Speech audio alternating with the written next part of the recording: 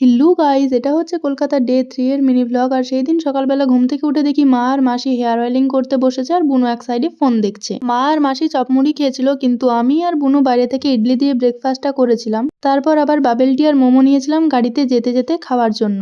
আর bubble টিটা তো গাড়িতে ওঠার আগে আমরা দুজনে মিলে হাফ শেষ করে ফেলেছিলাম। তারপর রাস্তায় অনেক জ্যাম পেরিয়ে অনেক রাস্তা এদিক ওদিক ঘুরে আমরা অবশেষে পৌঁছেছিলাম ডক্টরের কাছে। আর ইনি হচ্ছেন আমার মা আর মাসির যিনি অপারেশন করেছিলেন সেই ডক্টর। মা আর মাসির চেক আপ হয়ে যাওয়ার পর সেদিন সামনেরই একটা দোকান থেকে আমরা লাঞ্চ করেছিলাম। আর লাঞ্চের পরেও দেখি এই রাস্তাটাতে সেই একই রকমের প্রচন্ড জ্যাম হয়ে রয়েছে। আর এইখানে আমরা একটু ছবি তুলছিলাম, তখন মেশো এসে প্রচন্ড তাড়া দিচ্ছিল গাড়িতে ওঠার জন্য। তারপর একেবারে আমরা দাঁড়িয়েছিলাম শক্তিগড়ে, সেইখান থেকে এইসব একটু খাবার দাবার খেয়েছিলাম। আর শক্তিগড় মানেই তো ল্যাংচা, যদিও এই দোকানটার ল্যাংচাটা না আমার খুব একটা বেশি ভালো লাগেনি। তারপর অবশ্য একটু ঝালমুড়িও কিনেছিলাম। শক্তিগড়ের কোন দোকানে ভালো ল্যাংচা আর ক্ষীর পাওয়া যায় তোমরা যদি কেউ জেনে থাকো কমেন্টে জানিয়ে যেও একটু।